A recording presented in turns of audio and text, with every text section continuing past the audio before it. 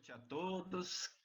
Que Deus ampare a nossa iniciativa, a nossa resiliência em continuar deixando o grupo funcionando, com o apoio incondicional da equipe espiritual, nossa parceira, que está nos envolvendo nos atendimentos, nas vibrações.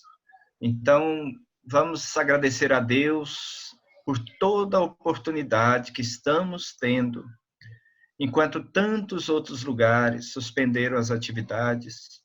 Nós estamos aqui resilientes, buscando o amparo e a proteção divina para continuar assistindo aqueles que sofrem em busca de socorro. O grupo continua ativo. Então, graças te damos, Senhor, que abençoe essa nossa iniciativa agora, dessa reunião. Que assim seja. Essa aula ela faz parte, um pouco adaptada para o momento que estamos vivenciando, mas essa aula faz parte do nosso curso de educação continuada, sobre vigilância. Ao todo, seria a terceira para a quarta aula, mas essa já é a sexta, por conta de toda uma série de adaptações que eu fiz no conteúdo para poder contemplar necessidades urgentes. Então, a primeira questão diz respeito exatamente a... Vocês estão vendo aqui uma passagem de Marcos, e vocês já leram, eu mandei a apresentação antes, estou tentando fazer isso para que a gente possa estudar um pouco antes, ver as dúvidas, as críticas, as controvérsias. Essa aula é um pouco provocativa. Então, a palavra estai de sobreaviso, vigiai e orai, porque não sabeis quando será o tempo. Essa é uma passagem que está tanto em Mateus quanto em Marcos, e extremamente importante para a nossa aula de hoje, porque nós estamos falando de sintonia moral, ou seja, o que nós temos enquanto construto dos nossos sentimentos, do nosso estágio evolutivo atual, e a sintonia moral, ou seja, nossos aspectos morais, valores, princípios, né? Então, quando ele diz está de sobreaviso, é no sentido de que nós precisamos estar atentos, na verdade, despertos, para várias situações do cotidiano. Porque essas situações, elas ocorrem, grande parte das vezes, no nosso mundo íntimo. A gente fica muito preocupado com a ação espiritual. No entanto, nós sabemos que é o nosso mundo íntimo a grande questão a ser vigiada. Então, nas outras passagens, nem ao menos uma hora pudestes vigiar comigo, vigiai e orai para que não entreis em tentação. O espírito, na verdade, está pronto, mas a carne é fraca. Então, veja bem, às vezes nós temos que atentar para aquilo que Jesus colocava, porque a tradução, na maioria das traduções dessas passagens, utiliza conceitos que não são a expressão real, o sentido real que Jesus queria dizer às frases. Mais à frente ele coloca, por que dormis? Levantai-vos e orai, para que não entreis em tentação. Eu já estava vendo televisão. Então, a tentação, na verdade, a tentação, ela está realmente interna. A maioria de nós coloca a tentação como se tivesse externa. Daí, o entendimento da palavra vigiar. Porque, na verdade, a tentação está dentro de nós. São as questões ligadas ao nosso mundo íntimo. Então, se a gente observar todas essas passagens do Evangelho, a gente vai olhar que o vigiar aqui não tem realmente a etimologia que é dada atualmente, e sim o termo original do latim, que é totalmente diferente, é despertar. Então, vigiar vem de um conceito de vigília, de estar acordado. Vigiar no sentido de estar acordado é despertar. Vigiar no sentido de vigília, quer dizer, um estado de prontidão, né? Ele se antepõe a um outro conceito, que é o conceito de estado de sono. Na medicina, nós falamos que o indivíduo está em vigília, ele está acordado. Ele está em sono, ele está, né, desligado, o seu nível de consciência foi baixado a um nível de sono, né? O nível de consciência ele pode baixar até o coma. Mas aqui nós estamos falando do estado de vigília, ou seja, o estado acordado e o estado de sono. No Evangelho, conforme a abordagem de Pastorino, não utilizamos o verbo tradicionalmente pregado aqui, vigiai, porque a palavra do latim, quer dizer vigilare, significa despertar. Então, desperta. Isso é muito importante, o conceito de despertar, porque vai nos ajudar muito a entender o que um médium pode ser desperto ou pode estar em sono. O médium desperto é aquele médium que procura equilibrar suas emoções, procura vigiar seus comportamentos, procura conter e ter controle sobre os seus impulsos e sensações e um gerenciamento das emoções. Isso é estar desperto, porque só estando desperto você identifica isso. Porque é nesses momentos de estar desperto é que a gente consegue orar. Senão, a gente está no sono. Então, vigiar nessa tradução dá a ideia de olhar com atenção para ver quem venha. Isso, né, é olhar para fora. Não é bem o sentido da Escritura, no sentido do Evangelho. O sentido do conceito de despertar, desperta tu que dormes, né, é o sono da sensação.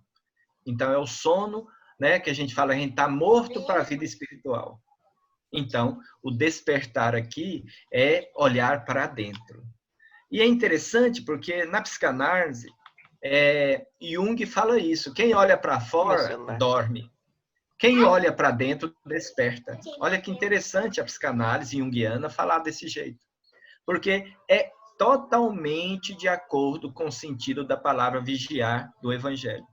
Então, desperta tu que dormes, desperta, fique vigilante com seu mundo íntimo.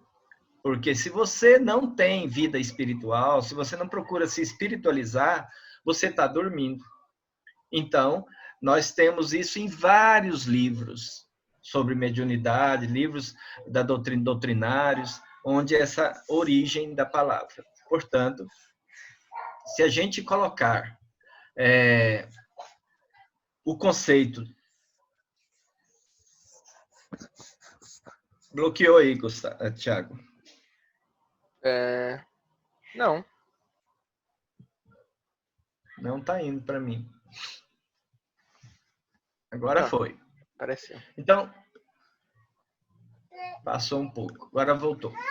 Então, quantas vezes já está normal?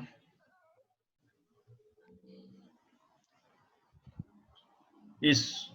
Então, quantas vezes aquilo que nos revolta seria um passo à frente em nossa evolução e perdemos a oportunidade? Olha que interessante isso que o Pastorino fala. O Pastorino fala isso porque toda vez que a gente tem uma situação no nosso cotidiano, na nossa casa, uma situação que nos desequilibra, que a gente não permite ser ela um aprendizado, ou seja, que a gente olha aquilo com o olhar desperto, a gente se desequilibra. E aquela situação, tida por nós como desagradável, equivocada, ruim, ela não é entendida como uma lição, porque a gente não está desperto. A gente está preso aos impulsos, ao autocontrole, ao julgamento, à raiva, à revolta. Então, aquele processo não é entendido como uma lição. Então, a gente tem que estar desperto, muito atento, muito bem acordado, para que a gente possa, então, ficar na atitude correta para orar. Isso é muito difícil o que ele pede, mas é o que temos que realizar, porque isso nos faz afastar de uma condição que hoje é muito considerada pelo homem contemporâneo. Então, não está passando, mas agora passou. Vamos lá. Desapareceu. Isso.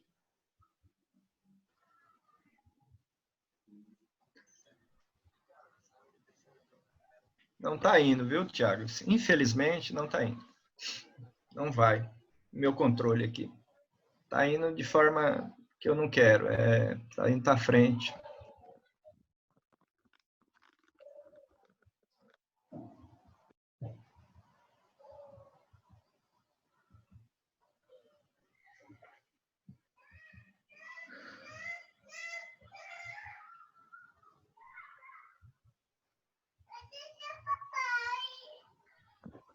Tá, agora eu estou passando.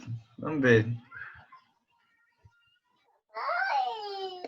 Aí.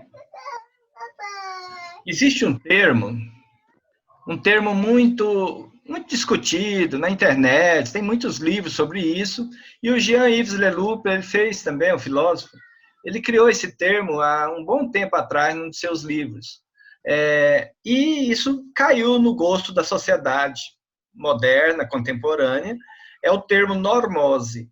Esse termo, ele é um termo para muitos estranho, mas é um termo que já existe há muitos anos, até décadas.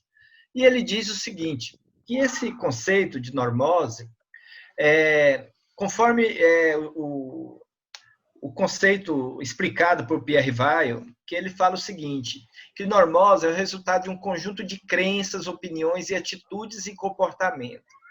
É o que Lancelin, no livro Mentomagnetismo, chama de agregado.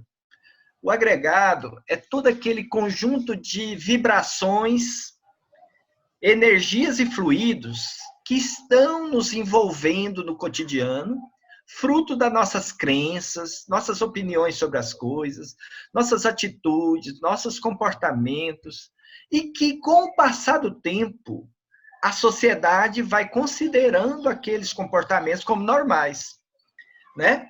Por exemplo, se você tiver num grupo, numa recepção social em família, se você tiver, por exemplo, no aniversário de criança, uma criança vai inteirar 1 ano de idade.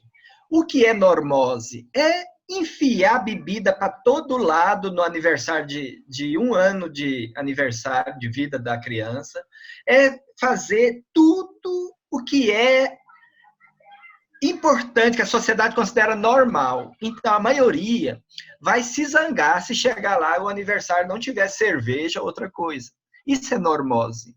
Normose é um conjunto de hábitos, crenças, opiniões, atitudes e comportamentos, né, ligados a um paradigma social.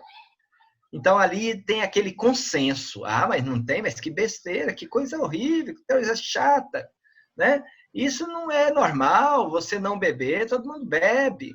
Todo mundo faz isso, todo mundo faz aquilo. Então, isso é o que, de tanto ser distorcido, acaba sendo uma coisa não normal, normose. É isso que Jean-Yves Leloup fez, colocou nos seus livros de filosofia. E nós, né, estamos aqui trazendo isso para a nossa aula de vigilância. Porque o médium, ele não pode entrar nesses conceitos de normose, né? Então, a gente tem que estar desperto para ver se a gente está entrando em comportamentos completamente negativos em relação à nossa prática mediúnica, à nossa prática de cristão, à nossa prática de buscar mudanças. Então, existem muitos processos de normose e que hoje foram colocados como normais pela sociedade. O uso excessivo de açúcar, o consumismo, o uso de agrotóxicos, inseticidas, sem ter nenhuma verdade ecológica, você não faz esforço nenhum para mudar seus hábitos, continua ingerindo, dando preferência para alimentos que você sabe que estão destruindo o ecossistema, que está destruindo a terra, né? É muito importante a gente entender o momento que nós estamos passando hoje. Hoje nós estamos com a partícula de DNA, uma partícula de DNA fazendo o mundo inteiro sair da normose, fazendo o mundo inteiro despertar. É o que o vírus está conseguindo em alguns momentos e de outro nada. Porque o ser humano, ele é teimoso. Toda a conjuntura mundial chama o indivíduo para a espiritualidade. O indivíduo arranja live para cantar, beber e fazer tudo, né, do mesmo jeito que era. Então, olha que importante, isso é normose.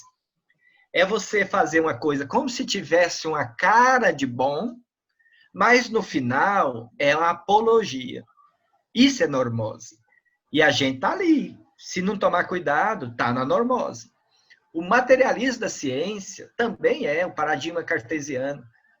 Não orientar pacientes, tanto da psicologia quanto da psiquiatria, para fazer tratamento, para buscar a espiritualidade, para falar para ele que a cura está no espírito, não está no remédio, que o remédio é temporário, né? Sair do consumismo, querer a todo momento, é o culto a turismo, o culto a dinheiro, o culto a roupas, o culto a tudo isso é normose, né? Ter uma constante ideia de estar informado, para não estar alienado. O problema é que a maioria tem tanta informação na cabeça que ele fica alienado. Ele não consegue ter ideias próprias. Aí que é alienação. Então, quando eu falo não assistir determinadas coisas, quando eu oriento que deve dedicar menos horas ao celular, não ficar com normose, toda hora apresentando um vídeo, toda hora mostrando uma piadinha, uma coisa. Médium, ele não fica preso à mesmice, à normose.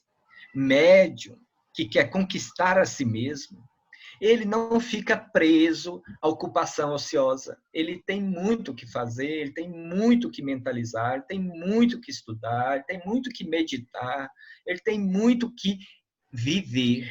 Não existir. Normose é existir. E é em vigilância.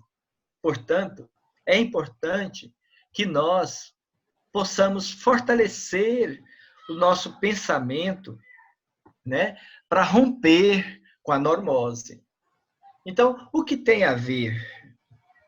Passou um na frente aí, não sei por quê. Tem que voltar. Isso. Então, o que tem a ver normose, então? Passou de novo, sem eu ter tocado. Você tá aí no mouse ou no teclado, Wesley? Eu estou no teclado. Você quer que vá no mouse? Não, Não dá para pode, voltar. pode continuar. Eu não estou tocando e ele está mudando. Agora eu toquei.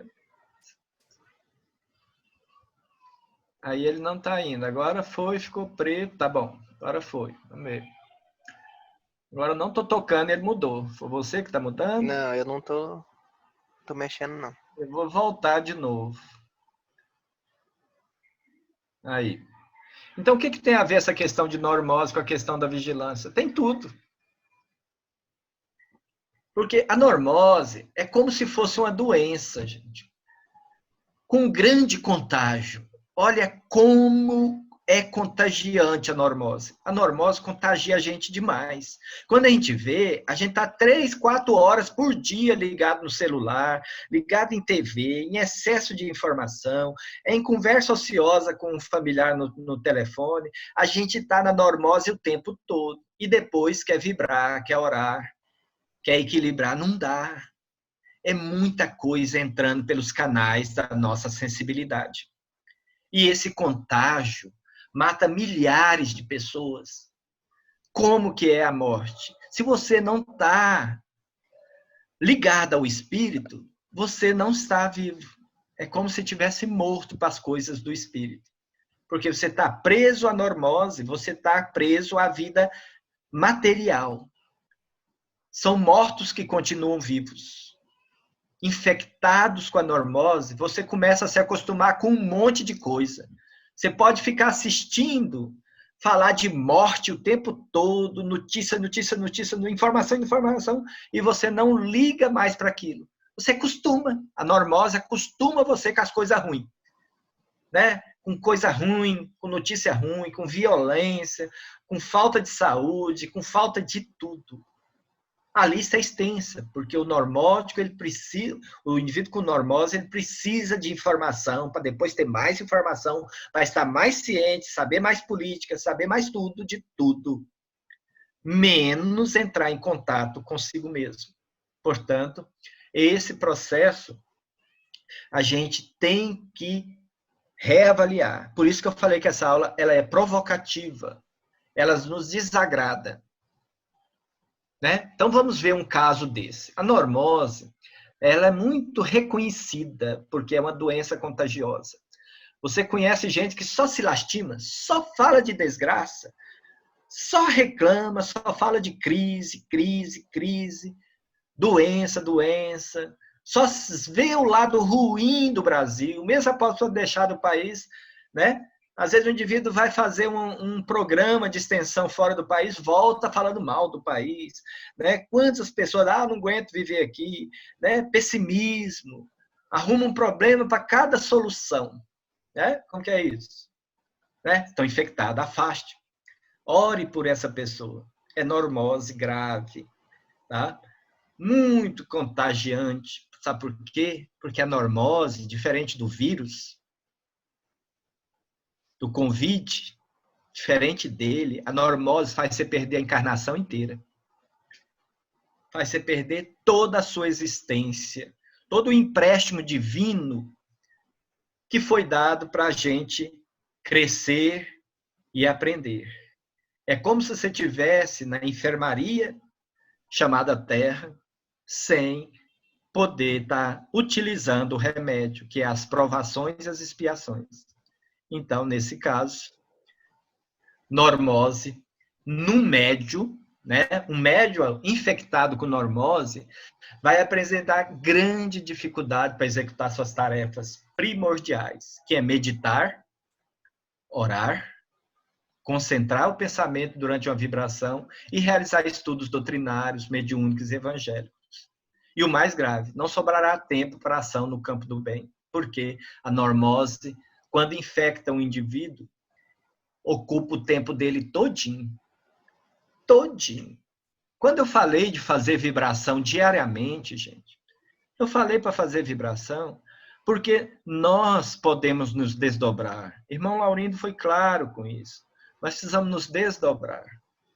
Porque a nossa mente não pode ficar vazia. Ela precisa ficar cheia de espiritualidade. 10 minutos, 20 minutos que a gente se dedica a isso diariamente é muito pouco. É muito pouco.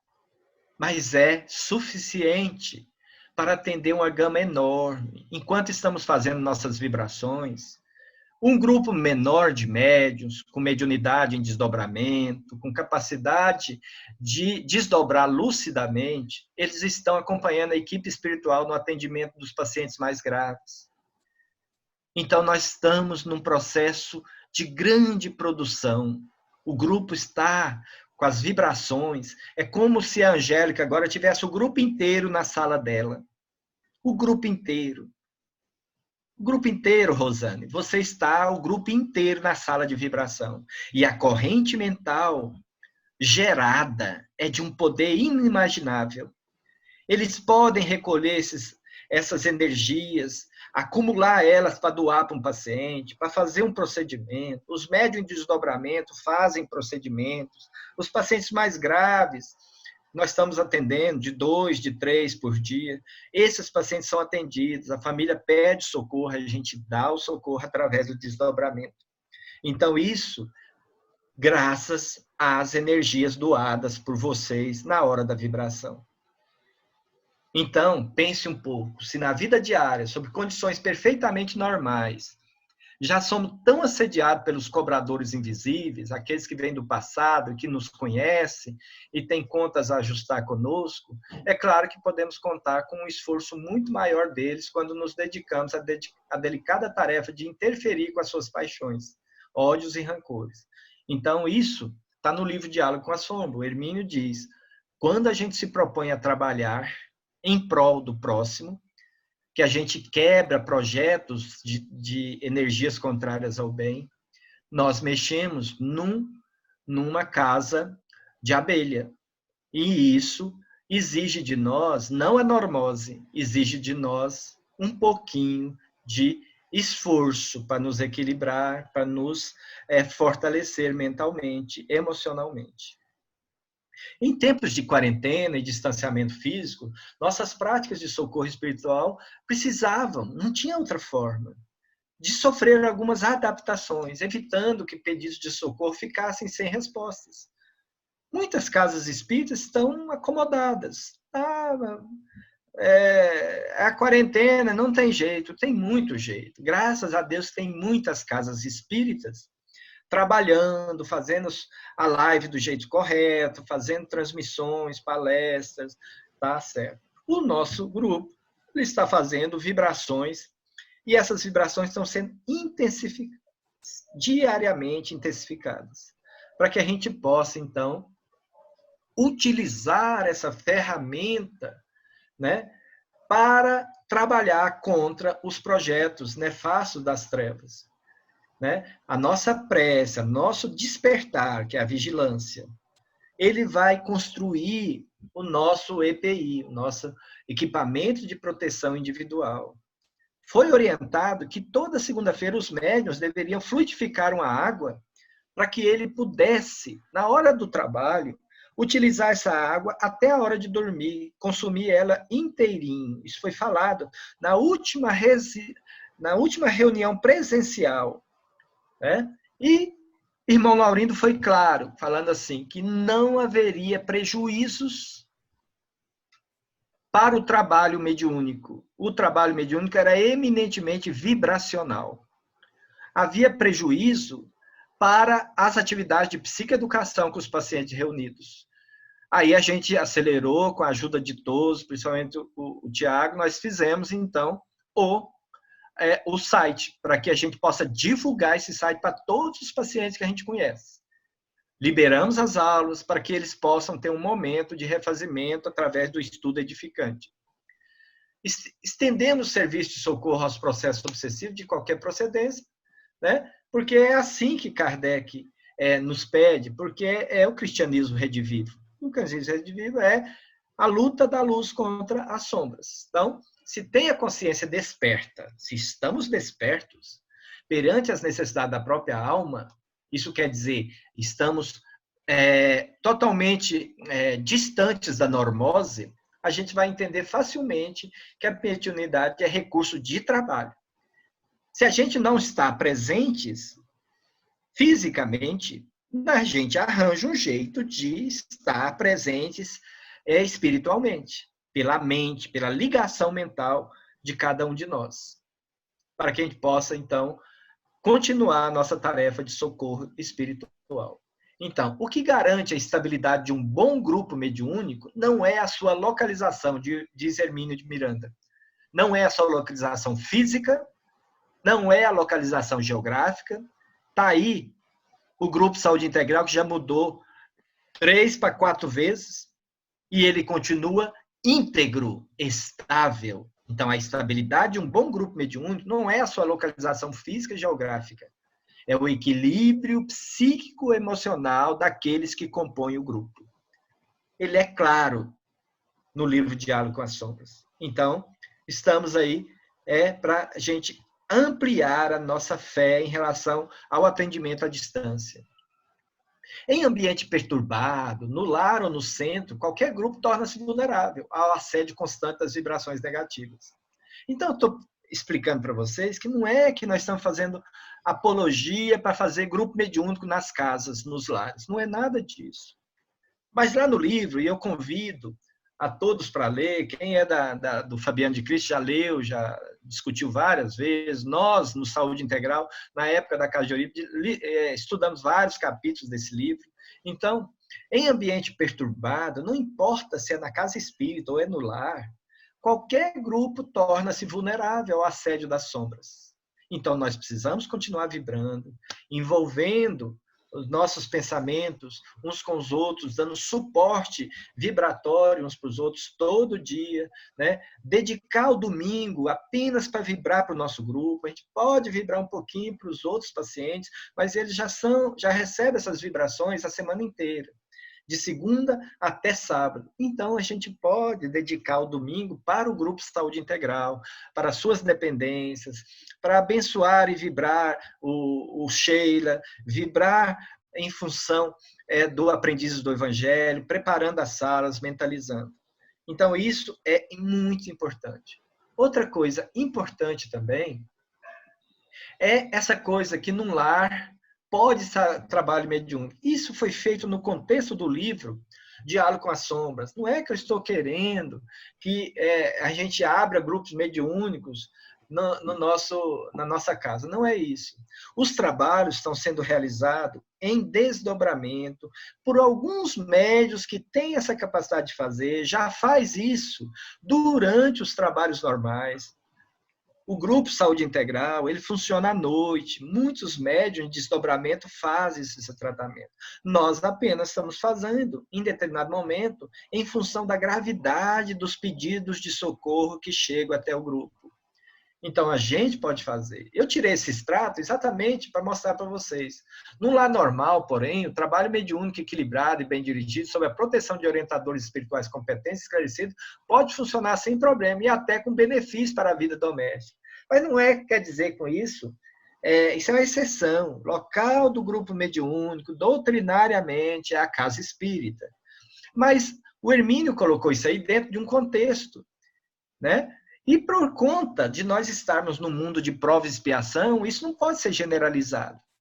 Né? Não pode ser generalizado porque muitas vezes nós temos graves conflitos nas nossas casas, que leva, muitas vezes, ao grupo não funcionar adequadamente, não ter condições. Então, isso aqui eu estou apenas colocando para mostrar que o médium em desdobramento, ele pode fazer isso durante o sono, por que não agora no nosso trabalho? E o trabalho está funcionando até a gente poder se reunir de novo. Muitas atividades de assistência espiritual estão sendo feitas com muito alcance, com muito alívio, né? Então, qualidade mediúnica é talento comum a todos, mas exercer a mediunidade como força ativa no Ministério do Bem é fruto da experiência de quanto lhes posam a obrigação, por senda de disciplina e trabalho, consagrando-se dia a dia a estudar e servir com ele. Então, o grupo está dentro do que a equipe espiritual nos orienta, fazendo, sob a guarda da equipe mediúnica. Pronto, Wesley.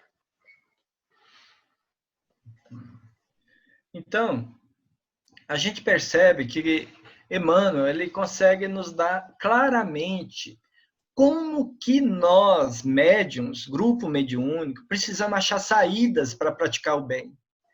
Às vezes, tudo parece nos impedir de realizar aquilo que já que estamos conscientes para realizar. Mas nós temos a obrigação, nós temos a disciplina, temos o trabalho que nós criamos, mantemos com muito amor, com muito cuidado. Então, a gente tem que se consagrar dia a dia a estudar e servir. Esse propósito é muito importante. Por isso que o nosso grupo está se desdobrando, tá? Com o apoio da equipe.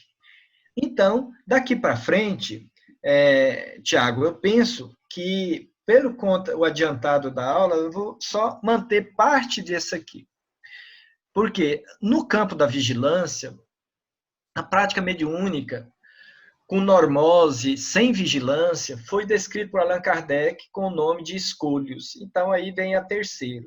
Eu chamei o que a psicologia e a filosofia atual chama de normose, trouxe também o despertar, que é a vigilância que o Evangelho traz, e aí, doutrinariamente, Kardec traz o conceito de escolhos da mediunidade, ou seja, aquelas condições que levam a gente a ter problema no exercício da mediunidade, que leva, então, à invigilância, a não estarmos despertos. A primeira condição dela é o problema moral, que nós já estudamos sobre vibração, ressonância vibratória, né? A questão moral. Então, o problema moral em si, para o exercício mediúnico, se a gente for pensar em termos do exercício em si, do fenômeno, do ponto de vista técnico de sua realização, a mediunidade independe, vocês estão vendo aí esse cérebro, independe do fator moral. É uma condição. Vocês viram na outra aula que é a condição de afinidade fluídica.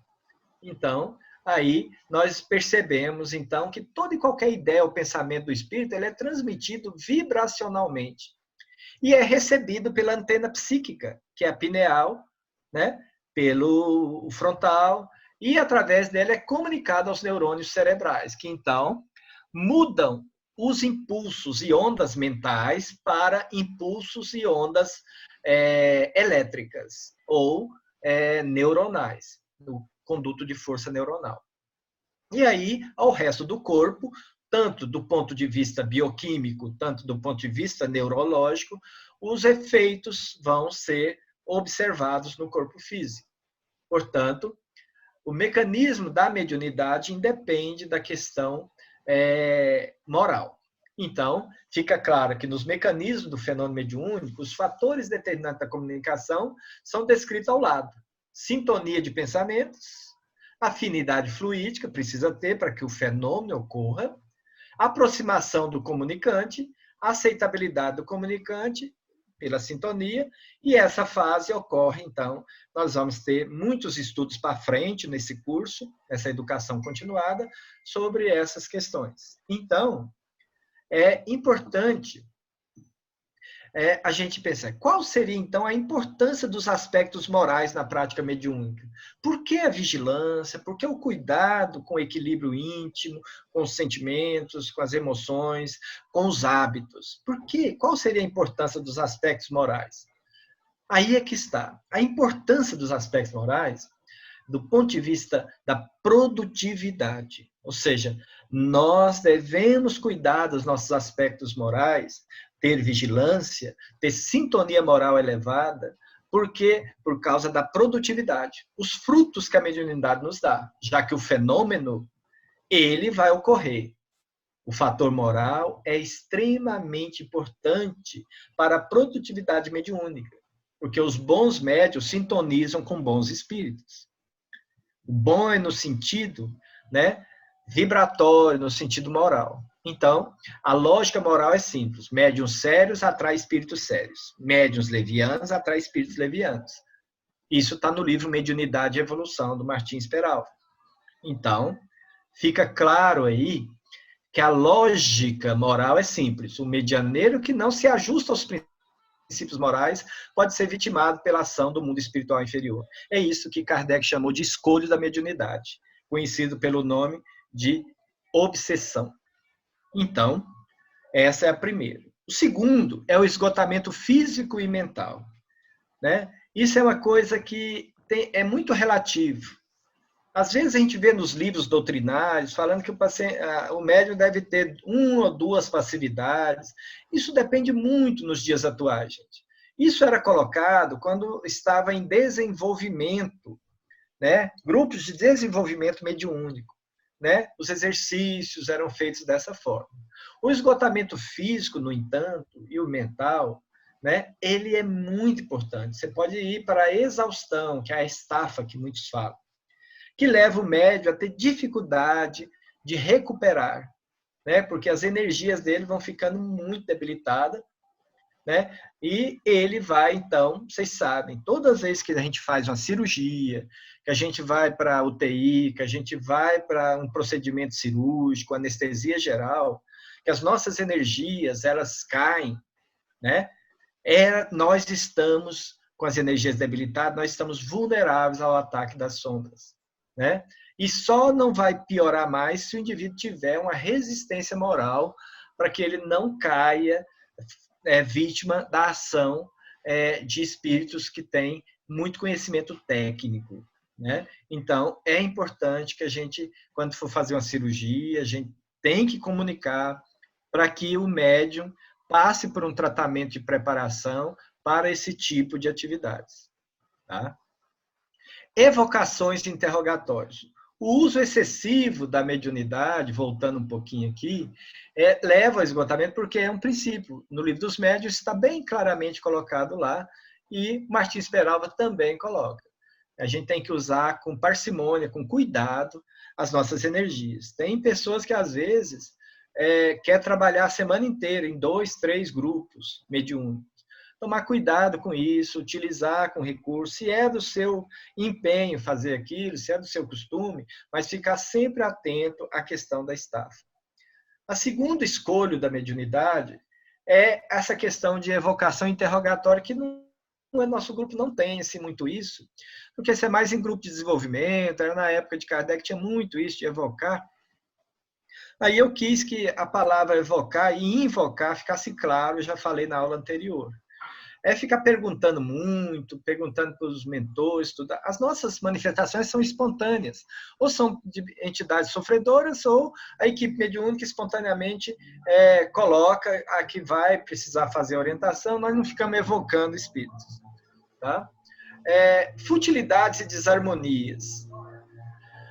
Dirigentes mediúnicos e médios que se preocupam com assuntos banais e frivolidade, passa boa parte do dia preso a coisas banais, não deve esperar boas companhias, nem bons resultados. Semelhante atrai semelhante. Então, isso é claro. Parece que eu estou muito duro hoje, mas o serviço mediúnico é uma das coisas mais sérias do espiritismo. Não é que a gente tem que ser sisudo, a gente tem que brincar, fazer as coisas, mas é uma coisa muito séria. Eu acho assim, constrangedor se eu estiver fazendo um determinado lugar, em qualquer lugar, não só no grupo mediúnico, em qualquer lugar, sabendo que eu tenho uma nuvem de testemunha perto de mim, mas eu tenho que mudar, não tem outro jeito, a gente tem que mudar. O serviço mediúnico é uma coisa séria, não comporta irresponsabilidade, frivolidade, superficialidade, ficar preso a determinado tipo de coisa, assim, totalmente superficial, normose. Tá? Então, desarmonias, na atual condição do nosso mundo, de provas e expiações, não tem jeito de a gente organizar um grupo mediúnico sem que a gente não tenha nossos inimigos espirituais, nossas questões familiares, nós temos tudo isso, gente. Mas olha embaixo aí dessa afirmativa, né? O objetivo é a formação de um grupo mediúnico integrado por irmãos que se estimem. A gente tem que se gostar, a gente tem que ter amizade, respeito um pelo outro, pelas diferenças. Diferença não é defeito. Que a gente tenha equilíbrio na hora de lidar com conceitos, com desacordos uns com os outros, com estudo, entendimento sobre o estudo. Né?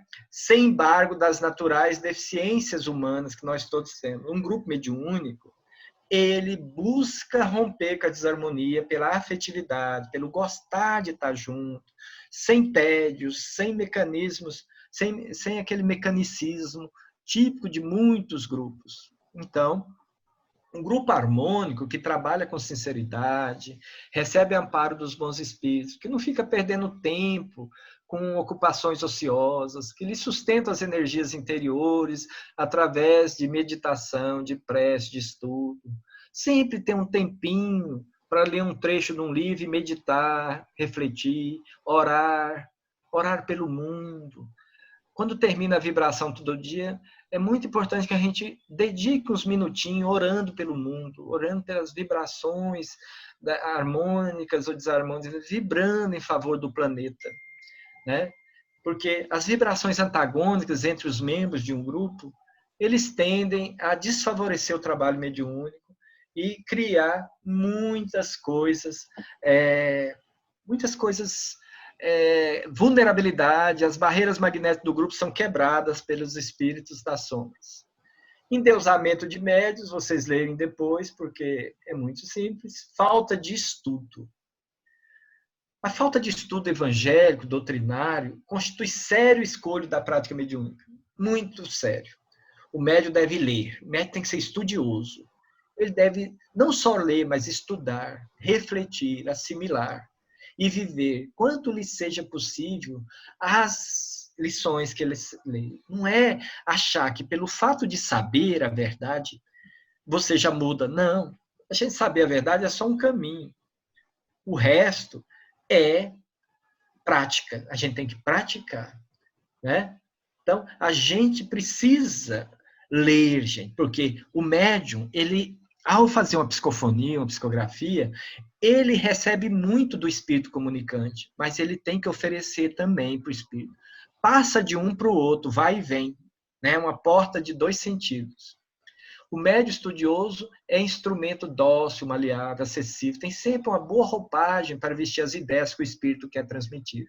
Então, isso é muito importante para que a gente possa, então, chegar a um exercício mediúnico mais equilibrado. Então, é importante que a gente tenha também a grande sensibilidade mediúnica está ligada à prática do bem. Não importa o lugar que você esteja, pratique o bem.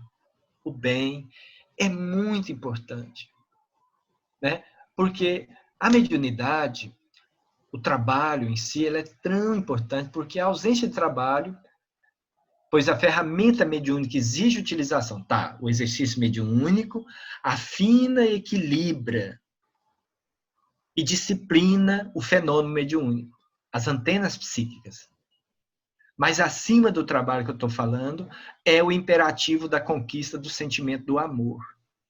O amor é que mexe com toda a engrenagem mediúnica. Quando o médium está trabalhando no exercício da caridade, ele assegura assistência espiritual superior, que protege o médium contra o assédio e o domínio de entidades menos felizes, e constrói preciosas amizades em todos os planos da vida. E isso é que é importante. Isso é que é a harmonia fluídica que se espera de todo o grupo, de todos os componentes. O resultado dessa harmonia fluídica, desse amor, dessa confiança, é a destreza psíquica e o apuro vibracional, que eu chamei de sintonia moral. É o somatório das atividades mediúnicas exercidas na disciplina do trabalho e do amor. Esse é o que se espera do médium para que ele possa evitar a questão dos escolhos da mediunidade. Eu espero que tenha sido compreendido, espero que vocês meditem um pouco sobre isso, para que a gente possa, então, seguir em frente com o grupo.